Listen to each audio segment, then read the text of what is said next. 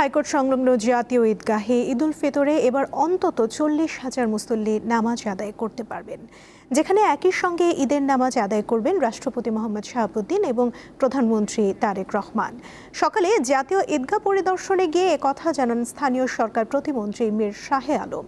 একই দিনে জাতীয় ঈদগাহ পরিদর্শনে গিয়ে ডিএমপির ভারপ্রাপ্ত কমিশনার জানান, ঈদ জামাতের নিরাপত্তা নিশ্চিত করতে কয়েক স্তরের কার্যকর ব্যবস্থা নেওয়া হয়েছে। নির্বিঘ্নে ঈদের নামাজ আদায়ে সকলের সহযোগিতা কামনা করেন তিনি। বিএনপি সরকার গঠনের পর এই প্রথম ঈদুল ফিতর উদযাপন হচ্ছে এবং সেই উপলক্ষে মাননীয় প্রধানমন্ত্রী জনাব তারেক রহমান এই ঈদগাহ ময়দানে ঈদের নামাজ আদায়ের সম্মতি জ্ঞাপন করেছেন।